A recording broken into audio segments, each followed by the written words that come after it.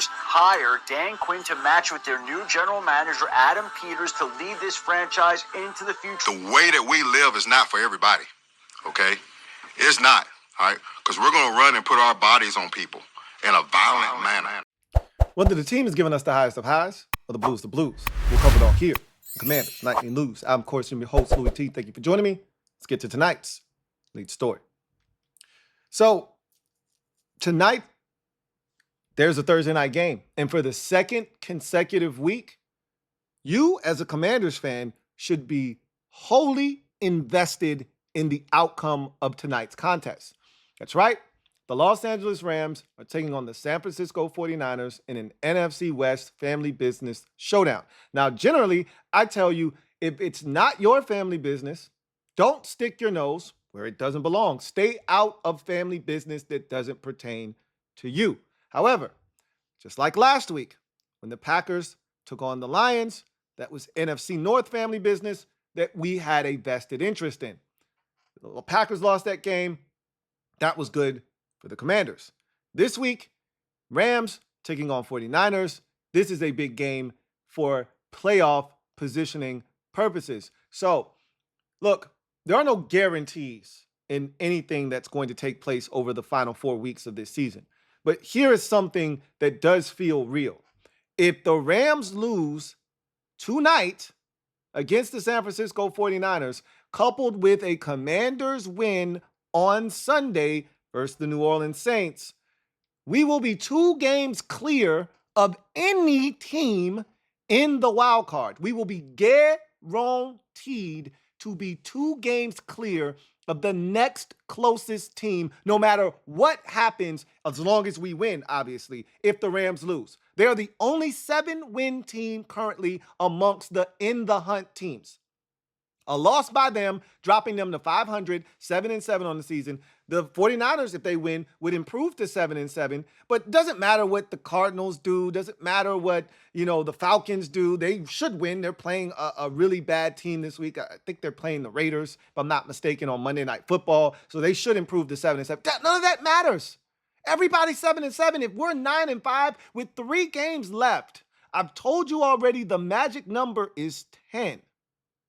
You beat the Saints on Sunday. And no matter what happens, if the Rams win and improve to 8-6, that means the pressure's on us to win, to improve to 9-5 and stay a game ahead of them. But if they lose, we're almost assured a playoff spot at that point. This is a big game for playoff purposes, because if the Rams lose and we win, which is why I told you last week, the bye week was very good to us. Very good. Everything that we needed to have happen happened, except for the Rams losing. They didn't lose. They didn't participate and follow directions. They didn't get the assignment.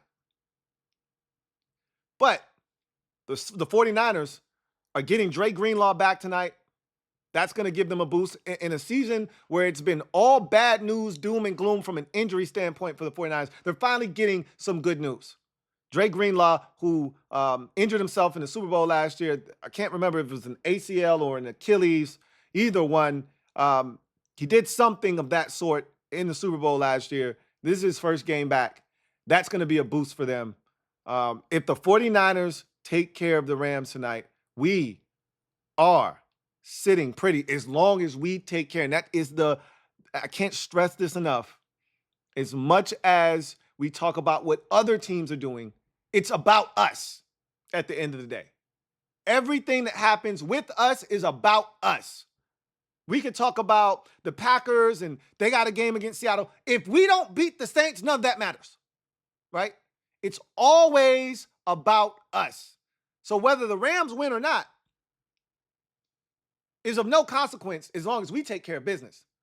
But if you want to be able to create the separation that is necessary to clinch a playoff spot as soon as next week, you win today or the Rams lose today, you win on Sunday, you can clinch a playoff spot next week with a win versus the Philadelphia Eagles. Or even if you don't beat the Eagles, you'll have scenarios where you clinch a playoff spot with a loss by the Rams, you know, this team, that team, and that team. If all of those teams lose, you clinch a playoff spot. That's how big this game is coming up tonight. So you should be watching if you're a Commanders fan. You should be all in. But look, it's not for everybody. I'll be watching so you don't have to. But I'd advise you to watch. Why not? Right? Big one on Thursday Night Football. Rams, Niners. If the Niners can beat the Rams, we're sitting pretty. Then we just got to take care of business on Sunday, and we'll be literally in the driver's seat within inches of the postseason. Literally. If we can take care of business. Then we can really start turning our attention to the Packers in that 6th seed. Right now, it's hard for me to focus on the Packers in the 6th seed because I'm like, I just want a spot. You remember the Little Giants where they were worried about jersey numbers? And Hot Hands was like, man, I just want one of those jerseys. I think it was Hot Hands or Rad Tad. You know, one of the two was like, man, I just want one of those jerseys. I think it was Tad who said, I don't care about what number I get. You know, no, matter of fact, I know it was Tad because Hot Hands wanted 88. He said, I want number 88 because he wanted to be like Michael Irvin. And Tad's like, I don't care. I just want one of those jerseys. I don't care. I just want one of them playoff spots right now. I don't give a shit what number is beside our name. I just want one of them spots. Once you get closer to clinching, then we can start worrying about which spot we get. Tonight, it's going to go a long way in helping determine that. So, go Niners! Anyway, on a side note, before we continue on, Nicki J continues to shit on us. Not in a bad way, man. Nicki's just doing her job. She's awesome at what she does. But Nicki continues to drop gems on our melon that we want no parts of. But in order to be a streak breaker, you must first know what streak exists. So, streak breakers, mount up. Nicki J posts. Remember, she was the one that brought to our attention that we had not won a December home regular season game since 2017. She was the one to bring that to light. Nicki went digging in the crates again. Let's see what else crazy fact I can find. She went on a crazy fact-finding mission about our Commanders, and look what Nicki dug up. It's been 22 years since the Commanders won a road game right after the bye. First of all, let that sink in, guys and gals. Let that sink in for a second. 22 years since we won a road game after a bye. Over 2 decades this has been. Now, the thing that makes this interesting is how many of those games after the bye were home games, right? How many were actually road games? The way the schedule could have been set up, we might, in that stretch of 22 years, we might have only played 6 road games, and 16 of them could have been home games, right? Whatever the case may be, it doesn't matter if it was only 6 road games after the bye. The fact that we didn't win one of them since 2002 is ridiculous. Utterly ridiculous. But these are the streaks that we are breaking this year because we are streak breakers. And when we see something that doesn't sit right, we break it. So, time for the streak breakers to mount up. We ride on Sunday. Time to break us a streak. Last time we won a road game right after the bye was week 5 of 2002 when the Commanders defeated the Tennessee Titans 31-14 at the Coliseum. They don't even play there anymore. Wowzers. Okay? Wowzers. Yikes. So, time to break a streak. What do you guys say? Let's get it done on Sunday. In other news, we heard from both coordinators today, so we will talk about what was said. I was really anxious to see Joe Whitt Jr. in particular because I wanted to see if he was going to spill the beans about what he was going to do at cornerback. I should have known better. No chance. Good for him. Anyway, before we get to that, talk about the injury situation. Let's take a look at both teams and their injury reports following Thursday's practice, first starting with the good guys. So, as we know, Noah Brown out for the rest of the regular season with a kidney injury. So, they might as well just take him off of the injury report. We understand what's going on there. Zach Ertz rested yesterday, full participant today. That's been the move all year, so that's not a surprise. Cleveland Farrell limited today. Again, not a surprise. They've been taking it easy on him during the course of the week with that tendonitis that he's had in his knee all season. Zane Gonzalez cropped up on the injury report yesterday. Was not happy to see him show up, but doesn't seem like it's that significant. He was a full participant today, and I surmise he'll be fine for Sunday. Quan Martin, question, if somebody may be able to answer this. We put Austin Seibert on IR after the Cowboys game, correct? So he has to miss 4 games. So we still got 3 more games of him being out, essentially. Okay. I think I answered my own question. So we're stuck with Zane for a while here. So Zane, tighten up. Quan Martin limited with the shoulder. That's 2 days in a row. I'm keeping my eye on Quan. I feel pretty confident that he's going to play, but I'm still, a little bit nervous about that shoulder. That's something to keep an eye on, as I've said to you before. Jamison Crowder, calf full. He's 100% ready to go. Heard him talk the other day, so I know he's ready to rock. Dante Fowler Jr., full with the groin. Noah Igbenogany, full with the thumb. Marshawn Lattimore, full with the hamstring. Jordan McGee, full with the elbow. So, again, I told you guys yesterday, this is a really good injury report, non-threatening in nature outside of Noah Brown. Feeling really good about what this looks like. And I transitioned from the good guys to the ops. So, Derek Carr, I told you this yesterday, probably more passionately than I needed to, but I needed to hammer home the point. Don't let anybody sell you on the fact that this guy could still play on Sunday. They would not have signed Ben DiNucci if Derek Carr wasn't out, okay? There's no signing another quarterback if Derek Carr is fine. So he's not playing in this game. So he did not practice. DeMarco Jackson, second day in a row, did not practice. Alvin Kamara, interesting enough, did not practice. I'm still not buying the bait. Illnesses usually clear up by Sunday. Even if he doesn't practice on Friday, he'll still have a chance to play on Sunday. So if this were an injury like a foot or an ankle or a hamstring, then I would be like, uh-oh. But it's an illness. He should be fine unless he's got something that is really just kicking his ass. And, he can't keep any fluids down and, he's really weak. Unless it's something like that, he'll be fine and he'll be ready to go on Sunday. So as far as I'm concerned, he's playing. Juwan Johnson, limited with a foot, he's playing. Until otherwise notified, he's playing. Bub Means, ankle, did not practice. Interesting. They can't really afford any more injuries to the receiver position. So if he can't go, that's another blow to a position that's already been debilitated for that Saints team. And Tano Passanio, Achilles, limited.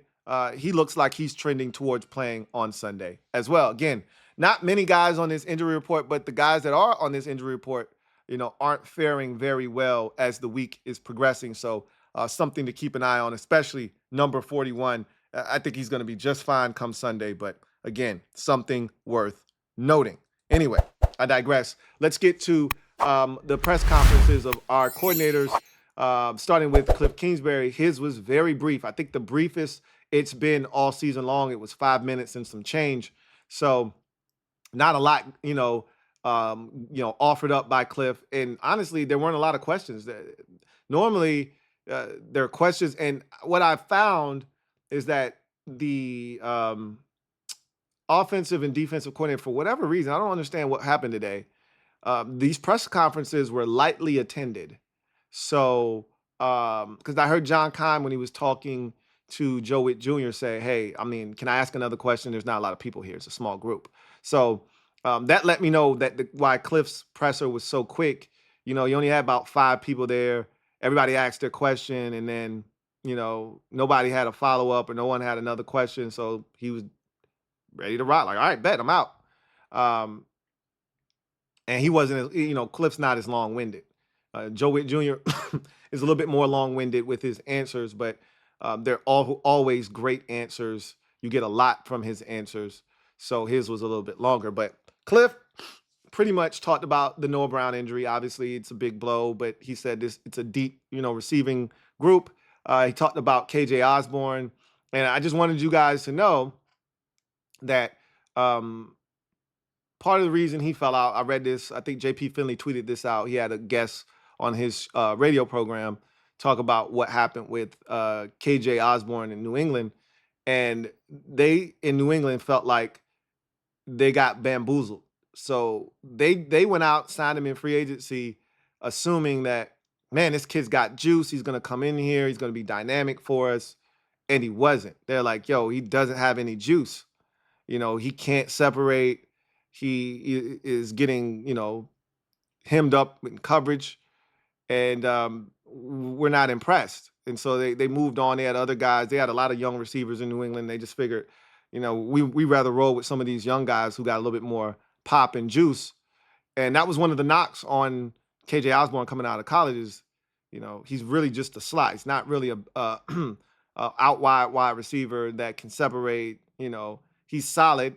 None of his traits stand out, which is fine because he'll fit right in with our receivers because a lot of our receivers are the same way. So he'll fit right in here in Washington. But Kliff Kingsbury was like, when we were in Arizona, we scouted him, we liked him.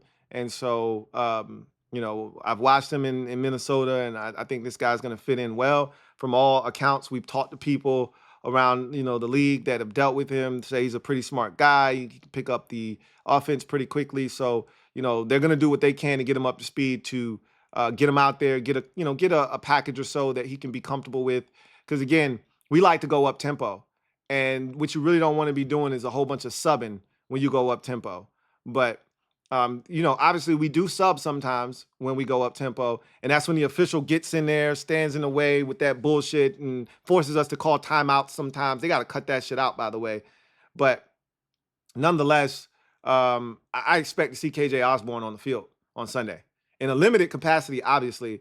But I wouldn't be shocked to see him if he can get here, get up to speed enough to where they feel comfortable putting him out there for, 5 to 10 snaps. I think he's going to be out there for 5 to 10 snaps on Sunday. Kliff said that generally it takes about a week to get a guy acclimated to the offense, get them comfortable enough where they can play fast. So that would be next week against Philadelphia, obviously. So if he doesn't play at all this week, he'll be ready to rock next week. And you know, to the point where he can play 20 to 25 snaps if need be. They're going to use this guy. I don't know how impactful he's going to be, but trust and believe. Like I told you, them signing KJ Osborn, or claiming him rather, off waivers. And let me clarify something else. I misspoke yesterday. And I'm glad some of you brought it up in the comment section because I want to clarify something for you. I don't like spreading misinformation. And I thought I knew how waivers worked, but I should have done my homework prior to bringing it up yesterday. But I want to clarify something. So yesterday I said that we were number 2 in the waiver process because I assumed that you keep your status from the season before until the season is over the next year. No. So how waivers work, right, is that from the time the season ends after the Super Bowl, right, the day after, to the 3rd week of the season, so to the end of week 3, the waiver claims process stays the same in terms of where you rank. So we were the number 2 overall pick last year.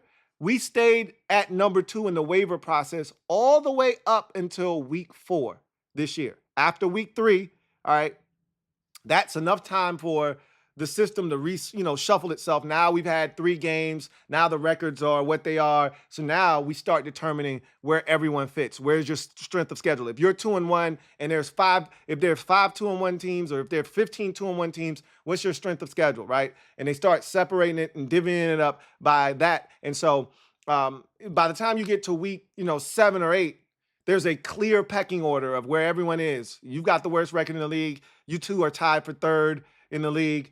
Your strength of schedule is what. And so after you get to week 3, it shuffles up, and it's now based off of your record. And the worst teams in the league have take precedence over the best teams, obviously. It's just like the draft order. And then what I found is that once you put in a waiver claim and you're awarded a player, you go to the back of the line, right? No matter what your record is at that point, you could be the worst team in football, but if you just put in a waiver claim for a player and you were awarded that player, you now go all the way to the back of the line, all right? Because you can't just be claiming every single player that becomes available. So Washington is in the 20s because right now, I think we're 20th overall, if I'm not mistaken, because we are technically the last of all of the playoff teams currently in the NFL. So if the playoffs started today, we'd be the very last playoff team, but we'd be in, all right? So, because I think the Broncos and the Chargers are also 8 and 5, if I'm not mistaken. But through tiebreakers, I'm assuming victories over teams, with winning records, things of that nature, they probably would finish a little bit ahead of us. But we were 20th, but clearly, and this doesn't change. I said this yesterday, and this doesn't change with all of that new information that was provided. They clearly felt like there were teams behind them that might have, I don't know if any non-playoff teams, clearly no non-playoff teams were interested in KJ Osborn. But I bet your ass, a team like the Chargers, for instance, and I think that's why they put the waiver claim in, the Chargers are desperate for receiver help. Desperate.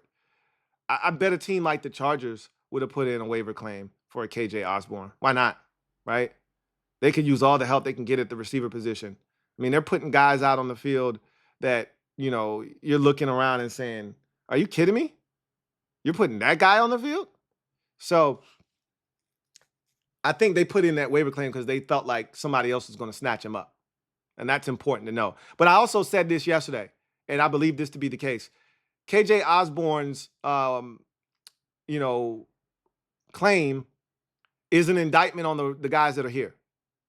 Like, they don't believe in the group that's here. They could tell us all they want about having a deep crew and this, that, and the third. But if you believed in your deep crew, if you believed in Dyami Brown, if you believed in Luke McCaffrey, if you believed in Olamide Zaccheaus, if you believed in Jamison Crowder, if you believed in all the other guys not named Terry McLaurin, then you're not making this move. Next man up. Let's go get it. I'm glad that they did what they did. I'm glad that they went out and acquired KJ Osborn. Like, I don't really know what kind of an impact he's going to have. But again, it beats the alternative. Beats doing nothing. I'd rather have more than less. So Kliff Kingsbury is like, yeah, we think this guy's going to be able to come in and help us. And we're going to add him to a room that's deep that we are really pleased with. And he's like, I know a lot of people aren't giving a lot of love to our wide receiver room, but they've been great this year. They've done everything we've asked of them, and in some instances exceeded our expectations, i.e. Noah Brown. But we're going to see. We're going to see just how deep this receiving core is. I like the guys. I told you I was prepared for them to do nothing, and I was prepared to see what Dyami Brown and Luke McCaffrey had in store. So I'm looking forward to seeing what KJ Osborn is able to bring to the table. Look, as long as they understand who he is and ask him to be who he is and don't ask him to be something more than what he is, he'll be fine in Washington. If they come in here and they're asking this guy to be a bona fide number 2, they're going to be very disappointed, just like New England was, right? So I hope they have plans of using him in the slot as a third option at receiver, not as a boundary receiver, as a Z, as a number 2. He's not fit for that. So hopefully they understand what he is capable of, because he's really a slot receiver in the NFL. Kliff talked about something that I'm going to talk about on the podcast, which was Bill Belichick at UNC, and he's like, I got to see it to believe it. I can't believe that Bill Belichick is going to be a college coach. I'm definitely skeptical, just like Kliff is. Kliff's like, ain't no way he's going and sitting in some kid's living room. No way he's doing the hour cocktail party after, those meetings. It ain't no way he's doing all of that stuff. That he said, unless he sets it up like the NFL, which I think Bill is going to do. He's like, I can't. He said until he's on the sideline, I can't believe it. And I'm with him. I get it. I think Belichick issued a statement in regards to those statements by Kliff Kingsbury. He pretty much said, I'm locked into college. I'm not leaving for an NFL job. So there's that. And then, I think they asked Kliff about the production of the offense, and they asked him about, like, if a team plays a corner on just one side of the field, does it make a difference? And so he answered that, and he talked about the offense getting back on track against Tennessee, and he said really what was a big deal was getting guys back and being able to fully practice and getting those reps. They made a big deal about it heading into that Dallas game, but that was the first week. So he said you really started to see the fruits of their labor the following week against Tennessee, because that was the second straight week they started to really get those reps, and you saw guys getting healthier. And so I'm assuming that continuing on that trajectory and on that path, we should see them continue to ascend offensively and continue to be able to make plays. So hoping that that's the case. That was really the gist of Kliff's presser today. Joe Whitt Jr., on the other hand, he talked about, he started out his press conference talking about, self-scouting over the bye week, some things that they needed to clean up. He's talked about the play style. He's like, we're running and hitting, but the consistency is where we're lacking. He said, look, we're not giving up points in the first quarter. We're like top 3 in the NFL and fewest points allowed in the first quarter. And really, the first half, and you just think about all of our games, we come out like game busters at the beginning of games. We haven't given up a first possession touchdown. I say that, and it probably happens this weekend, but it shouldn't. I know that much, but we haven't given up a first possession touchdown in forever. Like, I'm thinking Arizona. I could be wrong about that. Like, let's do this. It's a quick exercise, because I know we gave one up in Arizona. That's the last time I remember giving up one. Doesn't mean that is the last time. That's just the last time I remember giving up a touchdown on the opening. Because it felt like going into that game, we gave up an opening possession touchdown. It felt like every week, right? Or we at least gave up points. That was the running joke early in the season. And then we cut that faucet off. We gave up an opening possession touchdown against Arizona, against Cincinnati. I know the Giants, I think they scored on their opening possession. I'm not sure if it was a touchdown. It might have been a field goal, but I think they scored a touchdown. I think they scored all touchdowns. They didn't score any field goals. And then since Tampa Bay should have scored a touchdown, they had a wide open receiver, but Baker overshot him, and so they ended up kicking a field goal. But anyway, Cleveland did not score an opening possession touchdown, or any points for that matter, in week 5. The Ravens, we picked off Lamar Jackson. They didn't score any points on their opening possession. The Panthers got picked off, pick 6 in week 7. They didn't score any points on their opening possession. The Bears did not score any points until the fourth quarter, I think. It was 9-0 going into the fourth, if I'm not mistaken. So they obviously didn't do it. Week 9 was the Giants.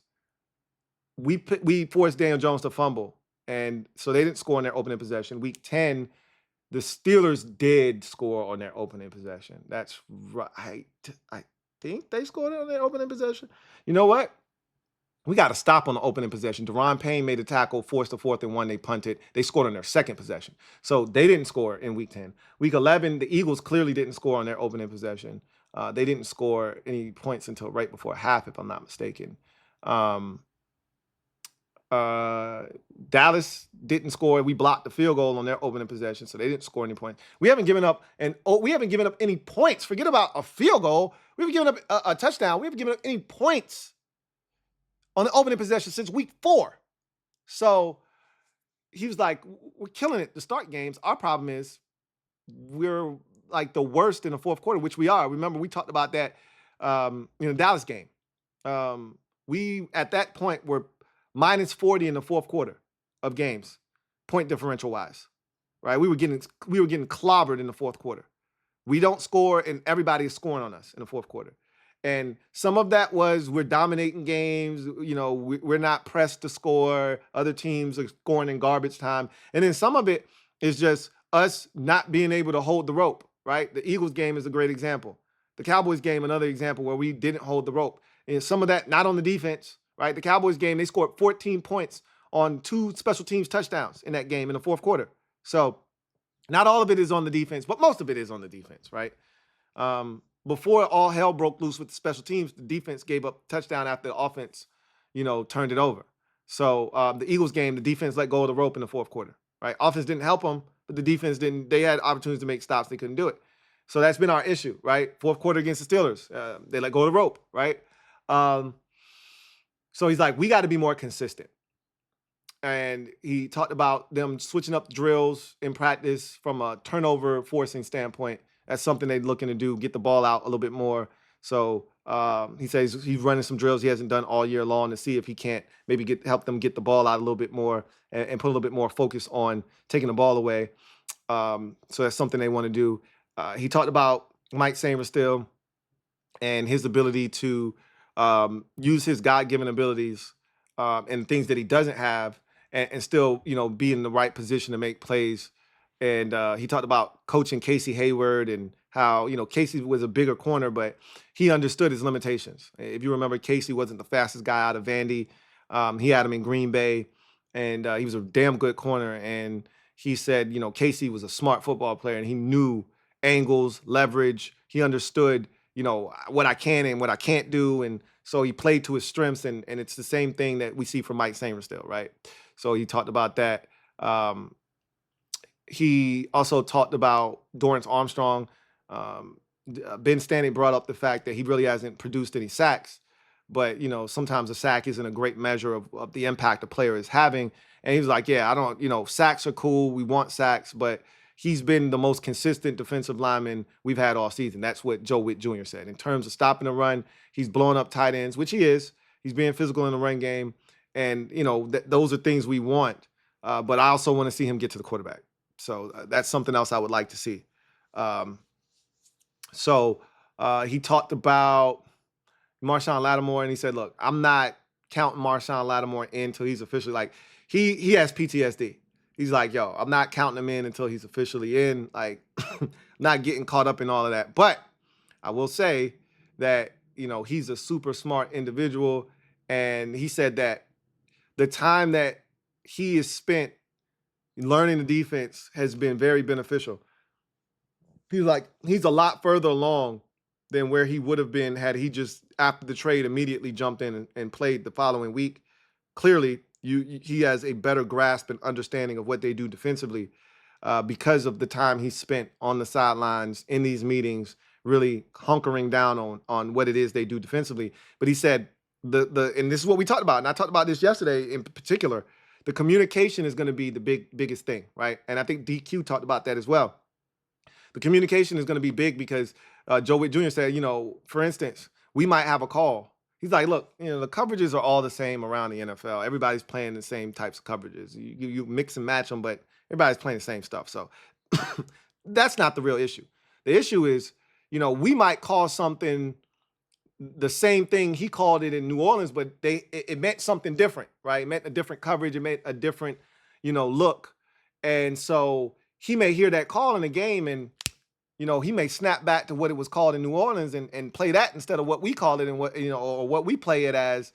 And so that's the challenge, is getting him to rewire his brain and make things make sense in this defense for what it means.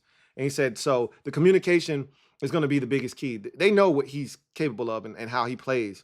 It's just about how fast can he get up to speed on the communication aspect. But he said, I'm not getting into what kind of an impact he can have until I actually get my hands on him. He plays and I can see what I can and can't do with him. So he said, I have a better answer for you next week if he plays this week. But, as of right now, I'm not getting into that because he ain't played yet. But I can tell you this much.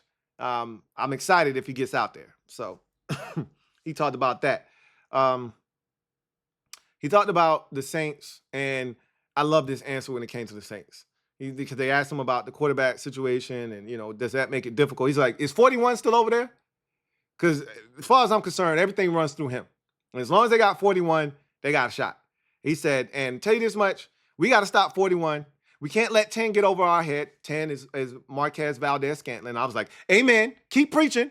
He's like, can't let 10 get behind us because it doesn't matter who the quarterback is. They throwing the ball to 10. Can't let 83 get up the seam. I said, amen, keep preaching, brother. Keep preaching. I almost stood up out my seat, right? He started giving me a damn Sunday sermon. I was like, keep preaching. He's like, can't let 83. He's a damn good player. I know you saw him running those over routes against the Giants. He talking about Juwan Johnson, the tight end, right? He's like, so, we got our work cut out for us. We know we got to go out here. We got to defend, and it starts with 41. If Derek Carr was in the lineup, guess who he'd be getting the ball to? 41, 10, 83. I said, you know what? That's why you my guy. That's why you my guy. Like, the defense will never be ill-prepared. You always wondered were they prepared. They'll never be ill-prepared with Joe Whitt Jr. as their coordinator. Will they execute is the question. But they're going to be prepared. They're going to be prepared. And he talked about over the bye, and he reiterated it. I know who he was talking about. He talked about with the scheme, he said, the first thing we looked at three things, he said. The first thing was play calls. Like, or did I make the right call? The second thing is technique. Is the player playing the right technique? Is he doing it the right way? And then the third thing is, did we put the player in the right position to make a play? Like, because if a guy technique-wise, did it right, but he just wasn't good enough, then that's our fault for putting him in a position where he just can't do it. And then he talked about Mike Sainristil, and I forgot to mention this when he was talking about him, but he said he's such a smart player. Sometimes he's too smart for his own good. Like, it'll be times where he'll be looking for a certain route. He's seen it on tape, and he's expecting that. They run something else, and he gets got. He was talking about the Tennessee game. Mike was sitting on, a route breaking back towards the first down at the end of the first half against Nick Westbrook-Akine, and he went right by him. And he caught him flat-footed, and he scored a touchdown. And the reason he gave that up is because he was looking for something else. Same thing that happened to Benjamin St. Juste against the Steelers, right? He was looking for something at the sticks. Mike Williams ran right by him. He was flat-footed, and he got cooked, right? Because if a dude's running at you full speed and you flat-footed, you beat. If he's running vertical, you beat. Which is why they tell you don't stop your feet. Until he actually plants and goes back, you don't stop your feet. You don't plant and drive, right? You much rather give up the short route than the deep one. So, Joe Whitt Jr. was excellent at his press conference today. And I'm looking forward to seeing these guys, be better, moving forward. So let's go to behind enemy lines, where this makes me a bit uncomfortable.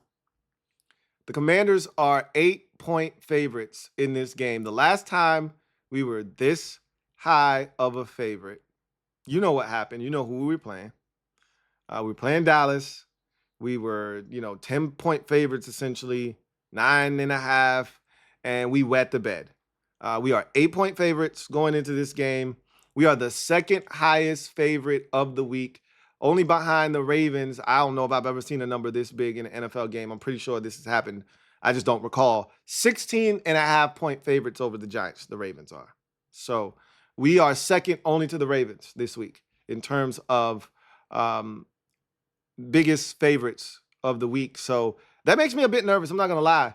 But given the circumstances, we need to take care of business. But unlike the Cowboys game where I was talking all kinds of cold, hard cash, out for revenge, I'm trying to blow these dudes out by X, Y. I'm not doing that shit this week. As I'm just as afraid as I was against Tennessee as I am these Saints. Like, I was afraid against Tennessee. I'm afraid against these Saints because we got to go out and we got to show it. We got to take it. You heard what Nicki J said. You read the tweet. We ain't beat a team on the road after a bye in 22 years. So we need to be streak breakers. And these are some of the numbers that's going to help us do that. So we start with the good guys. Washington is 5th in total offense this season, 377.6 yards, so pretty much 378 points or 378 yards per game. Scoring offense, we're 4th in the league. Man, I just want y'all to know I don't take that number for granted. I can't speak for anybody out there. For years, we couldn't average 20. For years, we would be hovering around 18 points a game. The entire Rivera era, we were sub 20 points per game. Maybe the first year we might have been just at 20. But every year after that, we were definitely sub 20 points per game on average. To be up close to 30 at 29 points per game right now is mind-boggling. I'm in awe of just staring at that number with a fourth next to it with our name at the top. Like, who would have thought we could field an offense that could score 29 points a game, and we are now 14 weeks in, going into week 15, 13 games into the season. Who would have thought? That is amazing to me. But that's just me appreciating what this season has been. Passing offense, 18th in the league at 220 yards, 221 yards per game. Sacks allowed, 30 sacks allowed this season. That's good for 14th in the league. Rush offense, we're third, so we're still a top 3 rush offense at 157 yards per game on the ground. That was definitely bolstered by the outcome versus Tennessee where we rushed, because we were kind of fading in the rush offense category. Same with scoring offense. We were fading a bit. That Tennessee game did wonders for both of those categories in particular. 267 yards will do that for you. 42 points will bolster your scoring offense as well. So we're third currently in the NFL in rush offense. Third down offense also was bolstered in that game. We're now 6th. We were starting to fade fast on third down efficiency. We're at 44.1%. I think we went 9 of 14 versus the Titans, so that helps the old average there. Total defense, 12th overall, giving up 328 points a game. Scoring defense, we're 17th in the NFL, giving up 22.8 points per game, so almost 23 points a game. Scoring defense, passing defense, 5th in the NFL, so we're a top 5 pass defense. We have been pretty much all season long. Not pretty much all season long. Since about week 8, I would say, we've been hovering top 5. And then I think after the Bears game, and what we did to Caleb Williams, I think that put us in the top 5, and we've been there pretty much ever since. We're giving up 191 yards per game, which it could get even better now with the addition of Marshawn Lattimore potentially to the lineup. Sacks, tied for 15th in the NFL at 32. Rush defense, 27th in the NFL at 137 yards per game given up. And you know what's interesting about that is we held the Titans to 32 yards, and all it did was bring us down from 151 yards a game given up to 137, and it's still only good for 27th in the league. So we were awful. It's what I'm trying to say. Third down defense, 22nd in the NFL, 41.8% on third downs defensively. You'd like to see that improve. We did a little good something on Sunday a couple of weeks ago against the Titans, but we need to continue to steadily improve. This is a week where we may be able to see that number improve against the Saints. We need it to. Time of possession, we're 13th, which we're starting to go back in the right direction. We had gotten as low on time of possession as 19th in the league. At one point, remember, we had gotten as high as 2nd in the league in time of possession. And then we had faltered all the way down to 19th in the league. Now we're back to 13th after 40 minutes of time of possession versus the Titans. That game did a lot for a number of these statistics. And then the turnover differential, this is pretty disappointing because we had gotten as high at one point this season as +7. We've since come down to +4. We've had a struggle there over that 3-game stretch where we lost. We struggled in each of those games. We lost the turnover battle. And so we went all the way down to +3 from +7, right? But we did have 2 takeaways against the Titans, and we gave it away once. So we added 1, so we're back to +4. But that's not where we want to be. We want to be so much higher than that, right? We were trending towards double digits, and then we fell off the wagon. And that's a big reason why you heard Joe Whitt Jr. and DQ all week. DQ's been preaching turnovers. We got to take the ball away. And you hear Joe Whitt Jr. talking about changing the drills because we need more of those. And he said that they counted 12 instances where we got our hands on the ball and didn't take it away. I don't know if I recall us having our hands on the football that many times, but I do recall us having a few instances where I thought we could have come away with the ball and we didn't. But I do know that the ball was in the air quite a bit against Tennessee. And you remember me talking about, damn, the ball was in the air a lot, tipping off a receiver's hands, and we just never seemed to be in the spot to take advantage of it. So it'd be nice to be +2 or 3 this week against New Orleans and get that number up to +7 or +6 and be trending back in the right direction, trying to build off of what we did against Tennessee before the bye. Now we take a look at the Saints and their statistics heading into this game. Total offense, they're 14th in the NFL, so they're not bad on offense. Remember, they got off to that hot start, 341 yards per game. Scoring offense, 22.3 points per game, 17th in the NFL. So right around middle of the pack.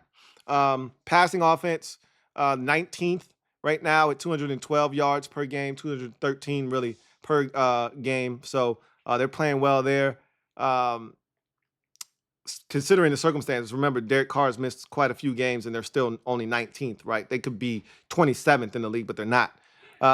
Sacks allowed, 25 this season, tied for 8th in the NFL. So their quarterbacks aren't getting sacked. Probably a lot of that has to do with Derek Carr. Derek Carr doesn't take a lot of sacks. So I would assume that a bulk of those sacks came when Carr was out of the lineup. He's going to be out of the lineup this week, so we got a chance to build on that number, right? Rush offense, they're 10th in the NFL. So they're a top 10 rush offense with Alvin Kamara, and we already know what he can do at 129 yards per game. Third down offense, they're 17th, converting at a 38% clip. So they're not terrible on third downs. So they don't have Taysom Hill. He's a big help on third downs, but they still got Alvin Kamara. So total defense, they're 30th in the NFL. They're giving up 380 yards a game. That's a lot of yards. So they're pretty bad on defense from a yardage standpoint. Scoring defense, 14th in the league, 22.5. They're right around where we are, points given up a game. So we got to try to get closer to our average and not closer to their average. If we're playing close around the average that they're giving up, we're going to be in a dogfight and we could lose this game. If we push this thing to where we are from a scoring standpoint, as you can see, the Saints, they score 22 points. They give up 22 points on average. So if we're playing in that neighborhood, you can get beat. If we push the score up where we usually party, where we like to have fun, right around the 30s, they can't keep up. That's not who they are, right? Scoring defense, we just went over that. Pass defense, 28th in the NFL, giving up 246 yards per game. So they're not good against the run. They're not good against the pass. So we have to take advantage of them. That's why they give up so many yards as a whole defensively.